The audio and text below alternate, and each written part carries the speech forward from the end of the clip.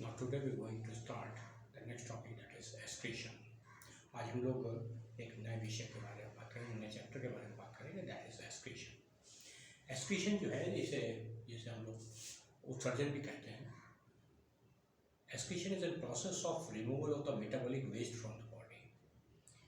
उत्सर्जन जो होता है ये शरीर में बने हुए जो हानिकारक पदार्थ होते हैं, उपापचयी पदार्थ होते हैं, उनको शरीर से बाहर निकालने की प्रोसेस को कहते हैं. इसकी हमारी बॉडी में बहुत सारी बायोकेमिकल रिएक्शंस हमेशा चलती रहती हैं और उन बायोकेमिकल रिएक्शंस के दौरान बहुत सारे ऐसे पदार्थ बनते हैं जो हमारे लिए हानिकारक भी होते हैं और ऐसे पदार्थों को शरीर से बाहर निकालना ज़रूरी होता है. तो उन पदार्थों को शरीर से बाहर निकालने की प्रक्रिया को ही एक्सक्रीशन कहते हैं. As number of the biochemical reactions are going on in the body and that's why numerous byproducts are being formed. Along with those byproducts, number of harmful substances are also being formed as a metabolic waste. To remove out those metabolic waste from the body is called as excretion. So excretion is removal of the metabolic waste from the body. Excretion body में जो होता है इसमें कई types होते हैं, इनमें कई तरह की चीज़ें बनती हैं, बहुत सारी चीज़ें जो हैं जो अलग अलग तरीके से शरीर से बाहर निकाली जाती हैं. तो मेजर एक्सक्रीटिव प्रोडक्ट जो हमारी बॉडी में बनते हैं they are carbon dioxide, ammonia, urea, uric acid and amino acid. Main excretive products which are formed in the body are carbon dioxide, ammonia, urea, uric acid and amino acids. ये different excretive product जो हैं ये हमारी body में बनते हैं. कुछ दूसरे, क्योंकि जब भी कभी हम लोग जूलॉजी में बात करते हैं तो we talk about the entire animal kingdom, but here what we are discussing that is only with the reference to the man और the higher animals. But in common when we discuss the process of the excretion in the entire animal kingdom is very diversified. जो excretion की process होती है ये अलग अलग जानवरों में अलग अलग प्रकार से होती है, तो काफ़ी सारा डाइवर्सिफिकेशन इसमें होता है. यहाँ जो भी बातें हमने की हैं या कर रहे हैं इनमें हमने मेनली इम्फेसिस दी है हायर एनिमल्स को, स्पेशली द मैन को.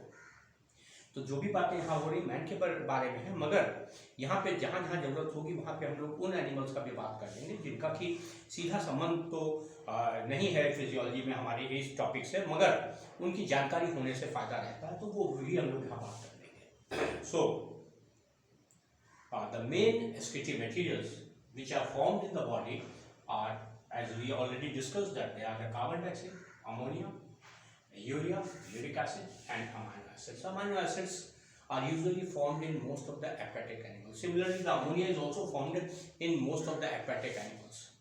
जो जलीय जंतु होते हैं उनमें ही ज़्यादातर अमोनिया की फॉर्मेशन होती है या अमीनो एसिड्स को रिलीज करते हैं. होता यह है कि अमोनिया जो है it is highly soluble in water. So as soon as the ammonia is being formed in the cell तो प्रोटोप्लाज्म में डिजॉल्व हो जाती है, और जब प्रोटोप्लाज्म में डिजॉल्व हो जाती है तो जब बहुत सारी क्वांटिटी में अमोनिया वहाँ एक्युमुलेट हो जाएगी तो सेल का पीएच अल्टर कर देगी. और क्योंकि सारे बायोकेमिकल रिएक्शन पीएच स्पेसिफिक होते हैं तो अगर सेल का पीएच बदल जाएगा तो सारे बायोकेमिकल रिएक्शंस अफेक्टेड हो जाएंगे. और उसके अलावा अमोनिया की बहुत ज़्यादा ओवर एक्युमुलेशन हो जाएगा तो टॉक्सिसिटी जनरेट करेगा. तो इसलिए हम लोग जिन एनिमल्स में अमोनिया बनती है वो एनिमल्स वो होते हैं जिनके आसपास ढेर सारा पानी होता है. तो ढेर सारा पानी होने से क्या होता है कि जो भी एक्सक्रीटिव मटेरियल को बनाते हैं अमोनिया के फॉर्म में, that immediately diffuses out from the body. वो जैसे अमोनिया बनती है वो शरीर आसपास पानी में चली जाती है. तो जो जानवर झील में रह रहे हैं, नदियों में रह रहे हैं, समुद्र में रह रहे हैं, उनमें से जो अमोनियोटेलिक एनिमल्स हैं जो कि अमोनिया बनाते हैं वो अमोनियोटेलिक एनिमल्स सारे के सारे अमोनिया जैसे ही बनाएंगे. अमीबा है उसने मान लिया अमोनिया बनाई, हाइड्रा में अमोनिया बनी या स्पंजेस में अमोनिया बनी, तो अमोनिया बनते ही वो आसपास के पानी में चली जाती है. तो इस तरीके से क्या होता है बॉडी में उसकी टॉक्सिसिटी लेवल, क्योंकि ratio of the water in between in comparison to the protoplasm in the surrounding environment, water is very high. The concentration of water is very high, available quantity of the water is very high, and that's why as soon as the ammonia has been formed, it diffuses out. हमारी body में ऐसा नहीं हो सकता, इसलिए हम लोग ammonia बनाना afford नहीं कर पाते. तो हम लोग बाद में क्या करते हैं वो हम लोग अगले चैप्टर में बात करेंगे, आगे बात करेंगे. तो यहाँ पर जो मेजर एक्सक्रीटिव प्रोडक्ट थे उनमें से यूजुअली अमोनिया वही जानवर बनाते हैं जिनके आसपास ढेर सारा पानी हो. यानी those who are living in the water they only form the ammonia as an excretive material or the excretive byproduct. Amino acid भी काफ़ी सारे जो इलेक्ट्रोकार्बन्स होते हैं, कुछ मॉलस्कन्स होते हैं जो अमाइनो एसिड्स को एज ए मेटाबॉलिक वेस्ट बनाते हैं।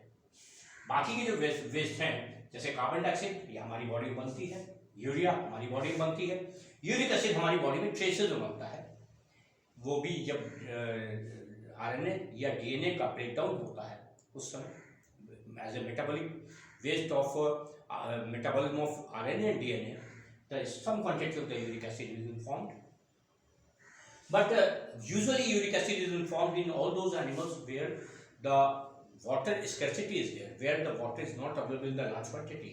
ज़्यादातर यूरिक एसिड उन्हीं जानवरों में बनता है जिनके पास पानी की कमी होती है, जैसे रेप्टिलिया के मेंबर्स होते हैं, जो बर्ड्स होते हैं, तो those who don't have sufficient quantity of the water, उनके केस में यूरिक एसिड बनता है। पर हम लोग चूंकि पानी पीते हैं, मोस्ट ऑफ द मैमल्स पानी पीते हैं, एंड दैट्स व्हाई उन एनिमल्स में जो पानी में रहते हैं जैसे एम्फीबियंस, या जो हम लोग पानी पीते हैं जहाँ पानी की बहुत ज़्यादा कमी नहीं है, उन केसेस में हम लोग बनाते हैं urea as a metabolic waste. So एसकेटी मटेरियल्स की जो बात हुई तो उनमें से carbon dioxide, ammonia, urea, uric acid, amino acids हो गए। इसके बाद जो इनके बेसिस पे जो बाय प्रोडक्ट बन रहा है उसके बेसिस पे जो क्लासिफिकेशन किया गया एनिमल्स का, उस क्लासिफिकेशन में हम लोग का साथ जो अमोनिया बनाते हैं उनको हम लोग कह देते हैं ammonotelic. The animals, those who are capable of forming ammonia are called as ammonotelic. Those animals which are capable of releasing amino acids from the body, they are named as aminotelic. जो amino acids बना रहे हैं उनको हमने aminotelic कह दिया। Those who are forming the urea as a metabolic waste or byproduct of the body as fatty material, they are called as ureotelic. And those animals which are forming the uric acid as a metabolic waste are called as uricotelic. तो uricotelic वो जानवर होते हैं जिनमें uric acid बनता है, ureotelic वो होते हैं जिनमें यूरिया बनती है, अमाइनोटेलिक वो होते हैं जो अमाइनो एसिड्स बनाते हैं, और अमोनोटेलिक वो होते हैं जो अमोनिया बनाते हैं। तो इस तरीके से बाय प्रोडक्ट के बेसिस में, एस्क्रीटिव बाय प्रोडक्ट के बेसिस पे हम लोग जो एस्क्रीटिव क्लासिफिकेशन कर लेते हैं कि कौन सा एनिमल किस कैटेगरी का है। Now the next important thing is what are the major excretory organs in the body. The major excretory organs in the body are, number one, the plasma membrane. Plasma membrane is basically associated with most of the exchange processes in the body, whether it is the case of the protozoan or it is the case of the man. In all the cases, whatsoever the process of transportation is going on, that is across the plasma membrane, and that's why we can say that plasma membrane is a basic structure which is related with the process of excretion and respiration. Respiration में जहाँ oxygen आनी है, बाहर निकलनी, वहाँ भी बीच में plasma membrane की दीवार होती है। There is a partition, there is a you can say separation of the plasma membrane for the exchange of the gases, carbon dioxide and water. Similarly, if we talk about the excretory material, then the excretory material which are formed inside the cell, they are passed out from the cell through the plasma membrane. So basic excretory structure is the plasma membrane, which is applicable in almost all animals. Then second important thing is the excretory organ, that is the skin. जो दूसरा important महत्वपूर्ण उत्सर्जी अंग होता है वो skin होती है। Skin जो होती है, जब स्वेटिंग होती है हमारी बॉडी में, जब पसीना निकलता है तो lot of the biochemical waste which can not be passed out through the kidney are passed out through the skin. बहुत सारे विषैले पदार्थ ऐसे जो कि किडनी से नहीं निकाले जा सकते, उनको हम स्किन से निकाल देते हैं। स्किन से हम एक्सेसिव क्वांटिटी में वाटर भी निकाल देते हैं, मिनरल्स भी निकाल देते हैं, और उन वाटर और मिनरल के साथ में बहुत सारे एस्क्रीटरी मटेरियल के एस्क्रीटरी प्रोडक्ट भी बाहर निकल जाते हैं। Skin is also one of the important excretory structure in the animals, where in form of secretion or in the form of the various depositions, some of the excretory materials are passed out through the skin. Next is the lungs. Lungs are very important excretory organs.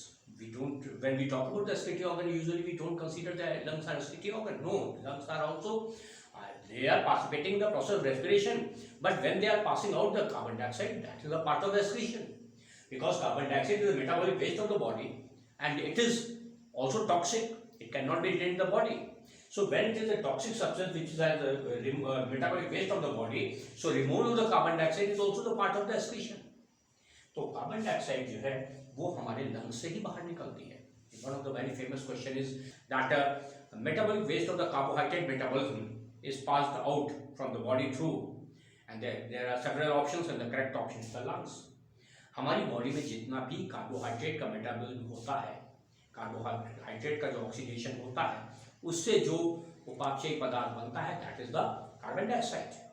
The metabolic waste formed after the metabolism of the carbohydrate is carbon dioxide, and that carbon dioxide is mainly passed out through the lungs. Some of the carbon dioxide is passed out along with the kidney in the form of the urea, but mainly carbon dioxide is passed out through the lungs, and that's why lungs are also one of the important excretory organ. And next is the liver.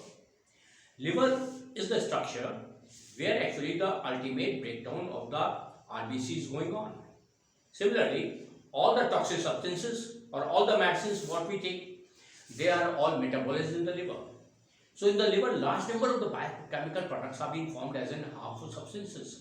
काफ़ी सारी जैविक क्रियाएं हमारे liver में चलती रहती हैं, और उसके साथ साथ जो हमारी बॉडी में कोई विषैला पदार्थ पहुंच जाता है, उसका जो अंतिम रूपांतरण होता है या उसका मेटाबॉलिज्म होता है, या जो दवाइयाँ हम खाते हैं, उन दवाइयों में से काफ़ी दवाइयों का जो मेटाबॉलिज्म होता है वो लिवर में होता है. तो इस कारण क्या होता है कि लिवर में काफ़ी सारी मेटाबॉलिक प्रोसेसेस होती हैं, और इस वजह से बहुत सारे मेटाबॉलिक वेस्ट भी बनते रहते हैं. और उन मेटाबॉलिक वेस्ट में सबसे इंपॉर्टेंट वेस्ट मटेरियल जो बनता है, that is the urea. Urea जो है ये बनता है, और उसके साथ साथ वो यूरिया फिर लिवर में बनने के बाद वहाँ से it is been transported along with the blood to the kidney, and from kidney it is been passed out. But along with the urea, some other substances are being formed, which are the actually final breakdown product of the RBC. They are the bilirubin, biliverdin, the bile salts. Bile salts and bile pigments are also excretory material. ये बात अलग है कि हमने उस bile salt का use fat के emulsification के लिए कर लिया, मगर bile salt अपने आप में एक उत्सर्जी पदार्थ है. Similarly, the bile pigments, bilirubin and biliverdin, these are also the waste material. So bilirubin, biliverdin and bile salts, these are important excretory materials which can be only passed out through the liver via bile duct in the intestine, and from intestine they pass out along with the fecal matter.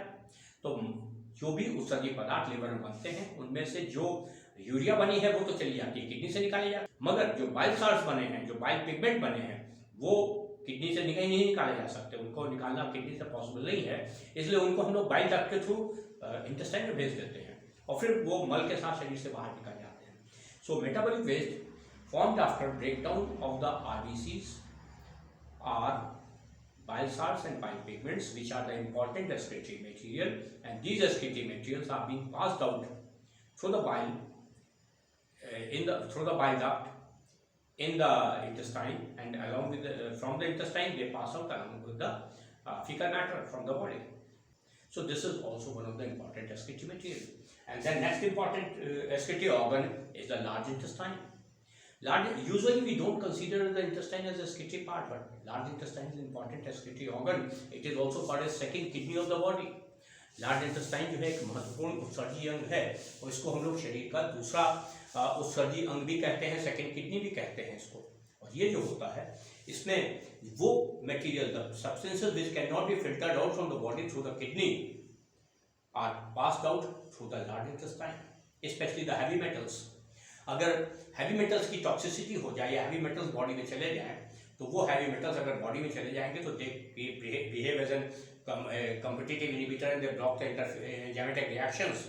So उस वजह से क्या होता है कि all the heavy metals which entered in the body and may cause toxicity are passed out from the lumen of the large intestine, and then finally passed out from the body through the fecal matter, and that is why large intestine also functions as the excretory organ. So large intestine is also one of the important excretory organ. And lastly, the kidney. Kidney is the most important excretory organ, where most of the nitrogenous waste in the form of the urea are passed out from the kidney along with the urine. So kidney is the important excretory organ in almost all higher animals. This is the first part of the excretory system. ये जो बात आज हम लोगों ने की है ये एस्क्रीटरी सिस्टम का फर्स्ट पार्ट है। सेकेंड पार्ट में हम लोग बात करेंगे एस्क्रीटरी सिस्टम की, जिसमें हम लोग with the reference of the mammals हम लोग किडनी का स्ट्रक्चर, यूरेटर वगैरह की बात करेंगे। एंड देन नेक्स्ट लेक्चर में हम लोग बात करेंगे उसके बाद फिजियोलॉजी ऑफ एक्सक्रीशन की। So today we discuss the basics of the excretory system with reference of the higher animals, क्योंकि अगर हम लोग टोटल एनिमल किंगडम की बात करें तो ये इन्फॉर्मेशन बहुत वाइड हो जाती है, बहुत डिटेल हो जाती है। तो we summarise only with the reference of the higher animals, specially the man.